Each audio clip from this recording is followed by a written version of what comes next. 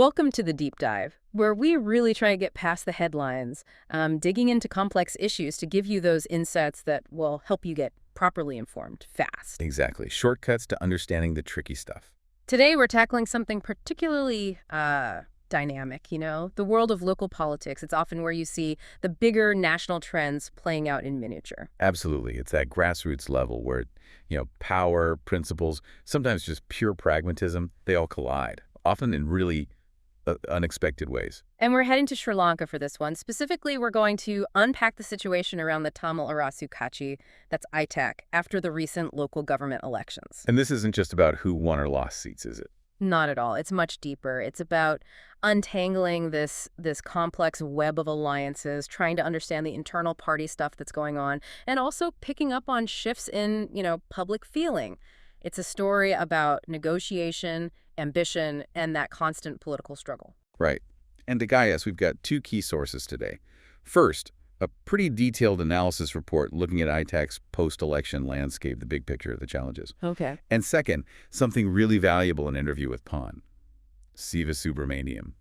He's a significant figure inside ITAK, holds a key position. Right. And interestingly, he's also the brother of Pon, Sivakumar, the student leader from the Tamil freedom movement back in the 70s. So his perspective gives us this rare inside look. That's great context. So our mission here is pretty clear. We want to pull out the really important bits from these sources, help you, our listener, make sense of it all. Not just the facts, but the interplay, right? Yeah. The power dynamics, the principles they claim to hold, and the sheer pragmatism often needed to get things done. Exactly. Connecting the dots, uncovering the tensions, painting a clearer picture of what's really going on. Okay, let's get into it. So the first thing to grasp about these local elections is something everyone saw coming. No single party won outright. Nobody. Including ITAK. Including ITAK.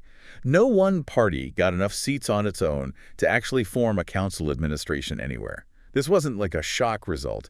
It was the baseline assumption. Okay, so that immediately tells you something about the political landscape there, doesn't it? It's fragmented. Highly fragmented, especially in the Tamil majority areas.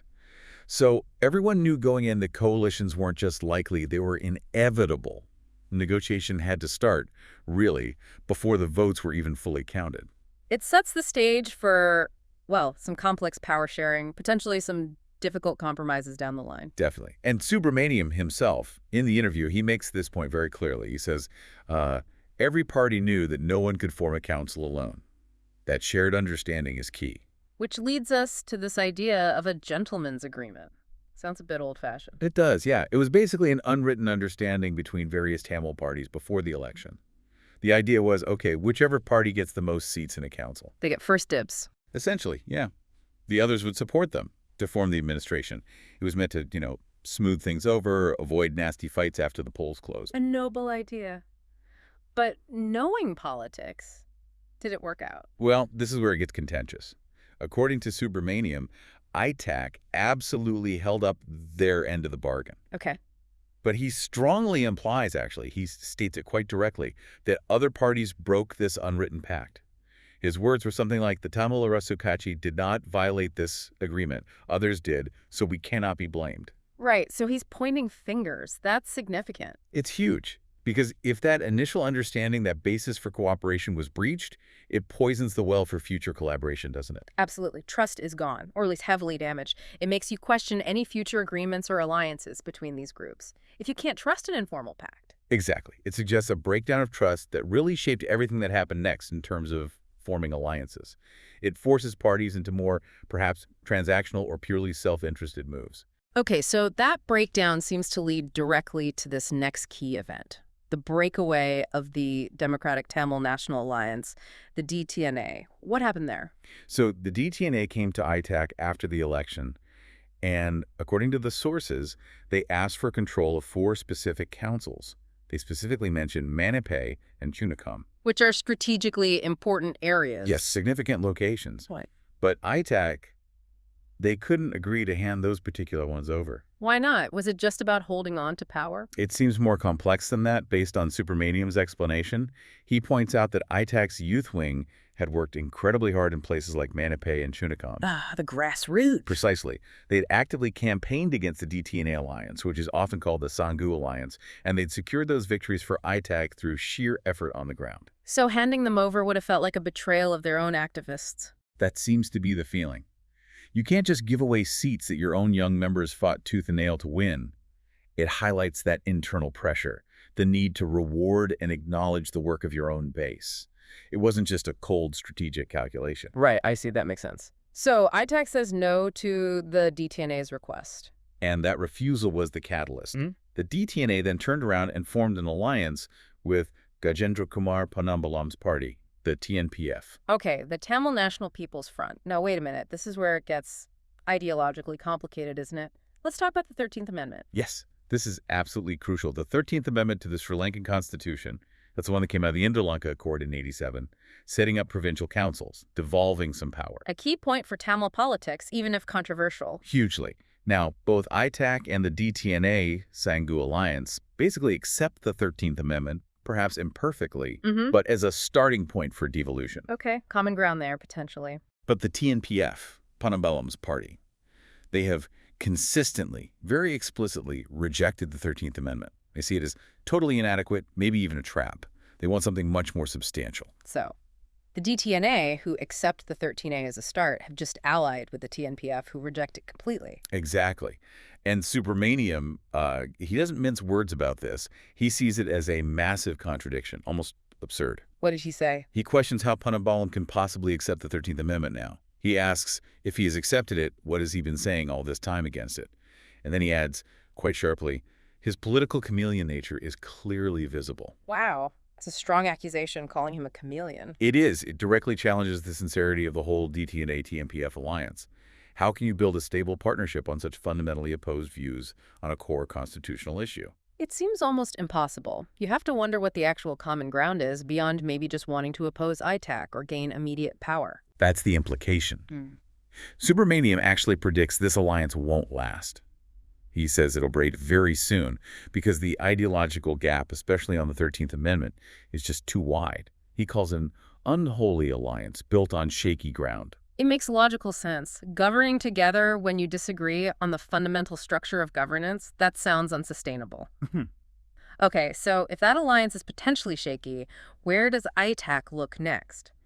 Supermanium offered some thoughts on future partners. He did, giving his personal perspective, which is quite revealing. He suggests there might be potential to work with a group called the Democratic Fighters. Okay. Apparently, they've shown some positive signals, suggesting maybe some common ground or at least a willingness to talk constructively. So that's one possibility he floats. Interesting. Any groups he ruled out? Oh, yes. He was quite firm, again, expressing his personal view that alliances with the EPRLF and figures like Srikanta and Svigilium are very unlikely. Why is that? Policy. Or something else? He points to past issues, which hints at historical baggage, maybe old rivalries or betrayals, and also potential conflicts over seat allocation, if provincial council elections ever happen. The practicalities of power sharing again. And old wounds. Exactly. It underscores how deep these personal and historical divisions run in Tamil politics. It's not always just about ideology. Sometimes it's about long-held grudges or competition for the same slice of the pie. So what's ITAC's preferred strategy, then, if navigating these alliances is so fraught? Supermanium emphasizes that rather than constantly getting tangled up in these internal squabbles and tricky negotiations, ITAC prefers to go straight to the public. Engage directly with voters. Yes. Trust the mandate they get from the people. It's a strategy that focuses on building popular support, maybe hoping a strong public backing gives them more leverage and allows them to bypass some of the historical baggage with other parties. A shift towards prioritizing the popular vote over backroom deals, perhaps? It seems like it. More direct engagement. Okay, let's shift focus now to one individual figure who seems to loom large in all this. M.A. Sumanthiran. The sources suggest he came under intense fire during the election campaign. Intense is the word. There was a really severe targeted campaign aimed squarely at him personally, not just the ITAC party generally. And the main line of attack. Portraying him as a traitor. That's a very loaded term in Tamil politics, often used by more hardline groups against those seen as too moderate or pragmatic, especially in dealings with the government in Colombo. So a concerted effort to damage his reputation and credibility within the community. Absolutely. Designed to paint him as someone compromising core Tamil interests. But here's the surprising part. What happened? Despite this onslaught of negative campaigning, ITAK actually had a very strong showing. Subramaniam calls it a magnificent victory. In some places, they apparently got more votes than all the other Tamil parties put together. Wow, so the traitor tag didn't stick, or at least not enough to hurt them electorally. It seems not. Or perhaps the voters weighed other factors more heavily.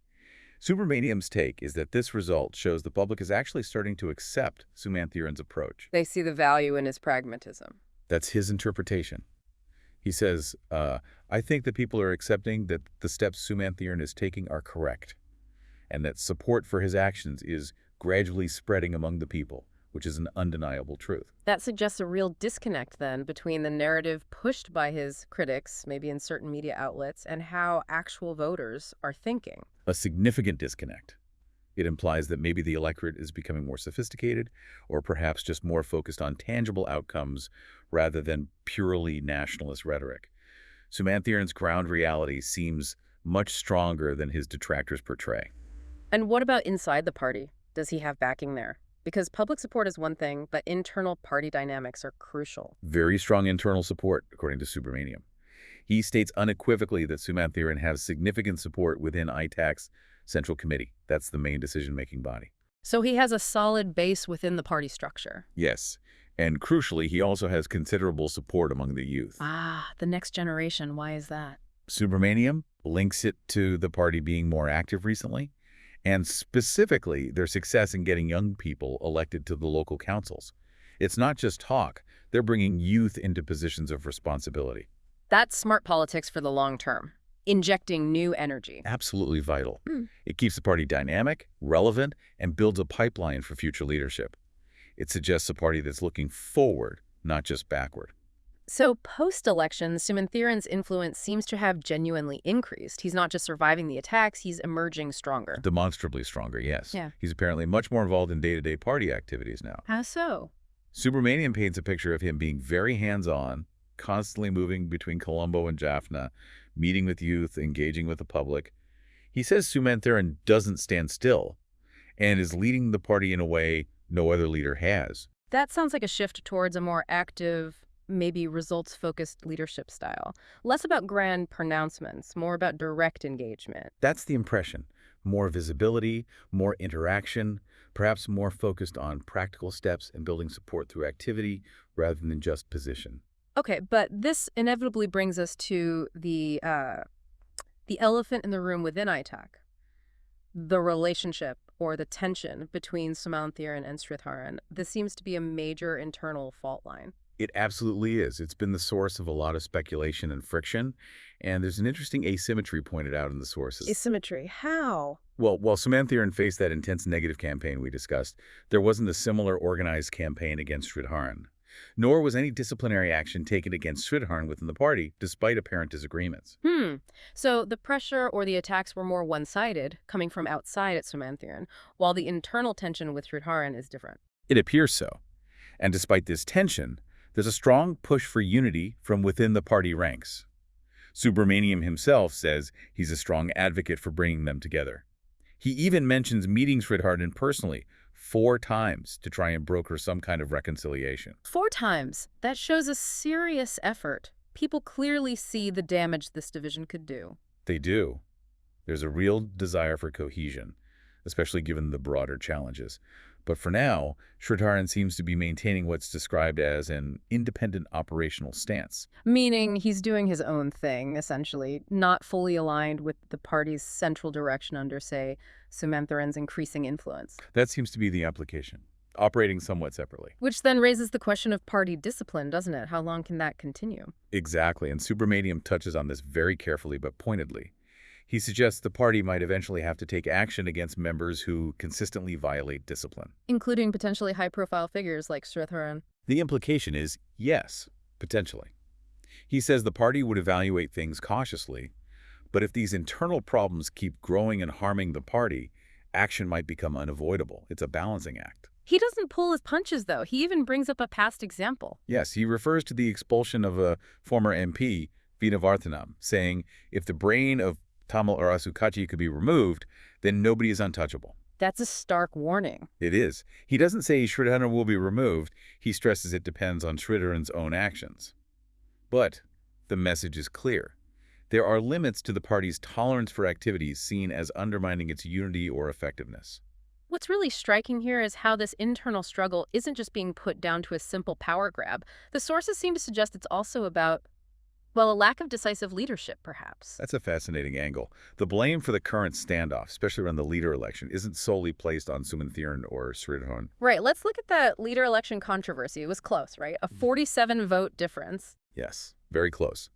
But the whole thing got stalled because of a court case over 33 new members who were allegedly added improperly and whose votes were cast. Okay, a procedural dispute essentially halts the outcome. Correct. But crucially, Subramaniam points out two things. First, Sumanthiran didn't file that court case. It was someone else, Peter Ilanchelian. Ah, that's important context. And second, Sumanthiran apparently stated publicly he was willing to accept defeat even if those 33 disputed votes were counted, and he was ready to work under Sridharan. So he wasn't the one blocking the resolution through legal challenges or refusing to concede? According to this account, no. Subramaniam actually puts the blame for the whole mess, the failure to declare Sridharan the winner, and move on squarely on the shoulders of Mavai Sinathiraja, who was the party leader at the time. Why him? The suggestion is that Sinathiraja was too indecisive, trying too hard to please everyone to avoid confrontation, and that this attempt to keep everyone happy actually led to the party getting stuck in this limbo. A classic case of trying to avoid conflict making things worse. Indecision leading to paralysis. That seems to be Subramaniam's analysis. That firm, decisive leadership, even if unpopular with some, might have resolved the issue much earlier and avoided this prolonged internal wrangling. Okay, let's pivot slightly to another controversial alliance. Yeah. The one with Douglas Devananda's EPDP. How did that come about? ITAK working with Devananda is usually seen as quite significant, even contentious. It is. Devananda's party is often seen as closer to the government in Colombo. So the sources stress the sequence of events here. After the election, ITAK initially said they were willing to work with all Tamil parties, an open invitation. Okay, an inclusive starting point. But Subramaniam explains they only approached Devananda for support after their preferred option, the Sanghu Alliance, the DTNA, turned them down. So it wasn't their plan A. Definitely not Plan A, according to this account. He strongly refutes any idea that ITAK proactively went looking for Devananda's support from the start. He says quite clearly, if Sanghu had not let us down, we would not have had to go to anyone. This is the situation. That frames it very differently. Not as an ideological shift, but as a pragmatic necessity, a fallback option. Exactly. A strategic response to being blocked by their more natural partners. It paints a picture of the fluid, sometimes uncomfortable realities of coalition building when no one has a clear majority. You make deals you might not otherwise prefer simply to make governance possible. Realpolitik in action. Right. Okay, looking towards the future then, what about aspirations for higher office? There's talk about the chief minister position if provincial council elections finally happen. Yes, that's been a long-standing issue, the delay in those elections. Yeah. Sumanthiran has apparently stated that if they happen, he would contest for chief minister. Okay, showing ambition. And it's significant, but he added the condition, unless Sridhara decides to contest. Ah, there it is again. Deferring to Sridharan, or at least acknowledging that internal dynamic. It seems so. It shows he's clearly aiming for that top provincial role, reflecting his confidence, but he's also signaling an awareness of the internal situation, perhaps trying to avoid a direct, damaging leadership clash for that specific post. Interesting balancing act. What about getting back into Parliament? There were rumors about a backdoor entry for Sumanthiran. Yes, rumors that another MP, Seth Yellingham, would resign his seat specifically to let Sumanthiran take it. Subramaniam dismisses these rumors vehemently. Absolutely baseless, he says. And he points to Sumanthiran's own stance. Correct. He reiterates Sumanthiran's long-held principle, I will not come through the back door. It's about legitimacy, about having a proper mandate, not using procedural tricks. So how could he legitimately re-enter Parliament if not through a direct election? Subramaniam clarifies the only scenario under the rules. If Sridharan, who is currently an MP, were to vacate his seat, for example, by winning the chief ministership and moving to the provincial council, Then Sumanthiran being next on the party's list from the last election. Would legally and automatically fill that vacant parliamentary seat. It's a standard procedure based on the party list system. He also explicitly rules out Sumanthiran taking a bonus seat, those allocated based on overall national vote share. Okay, so a very specific, legally defined pathway, contingent entirely on Sridharan's potential move, not some kind of underhand deal. That's the clarification offered. It counters the misinformation and underlines Sumanthiran's stated commitment to following the proper, legitimate routes. Finally, let's circle back to something woven throughout this, the role of the media. Subramaniam seems to have strong views on how Sumanthiran, in particular, has been portrayed. Very strong views. He directly accuses certain Tamil nationalist media outlets of deliberately constructing and spreading negative campaigns against Sumanthiran. Deliberately, not just reporting critically, but actively campaigning. That's the accusation. He says, it is certain that this entire campaign, built against Sumanthiran, is deliberately propagated against him by these Tamil nationalist media. It suggests a media landscape that isn't just observing, but actively participating in the political battle. That raises serious questions about bias and misinformation, doesn't it? If media outlets are acting essentially as political weapons. It does. It points to the potential for public perception to be shaped, maybe even manipulated, by politically motivated narratives, which makes it harder for people, for you, the listener, to get an accurate picture. Which leads him to make an appeal directly to journalists. Yes. A strong one. He urges media professionals not to just graze the surface, meaning don't just repeat claims uncritically. He asks them to dig deeper, investigate thoroughly, talk to people, and bring the actual truth to the public. Don't graze the surface. Instead, try to bring out the truth. That's a call for real journalism. Absolutely. It highlights how crucial, unbiased, in-depth reporting is for a healthy democracy, especially in a complex and often polarized environment. It's about countering agendas with facts. So, pulling all these threads together, what's the big takeaway for you, the listener? It seems that despite all the complexity, the coalition messiness, the internal fights, ITAK actually came out of these elections looking quite strong. Surprisingly strong, perhaps. And Sumanthiran's leadership seems to have been validated by voters, even with all the criticism thrown at him. That, plus the growing youth support, it really does signal a potential shift to the party. Yeah, a shift in direction, maybe. Now, the internal challenges are obviously still there. The Sridharan issue, the leadership election fallout, those haven't magically disappeared. No, they haven't. No. But there's at least a stated desire for unity, and that warning about party discipline lurking in the background. And the Divananda alliance, well, it's framed as pragmatism born of necessity, not some grand ideological realignment. Right. So, we hope this deep dive has given you more than just facts. We hope it's offered a clearer, maybe more nuanced view of the forces colliding here, the power plays, the principles, the personalities, the practical realities. Helping you connect those dots in what is, let's face it, a very complicated political scene. So, the final thought to leave you with, looking ahead, you've got possible provincial elections, ongoing talks about the Constitution, devolution. How will these internal ITAC dynamics, this tension between Sumanthiran's apparent public mandate and the persistent internal dissent, how will that shape the future? Yeah, how will it impact Tamil political representation and that long quest for self-governance? What really stood out to you from all this? What questions linger about where things are heading in this complex political space?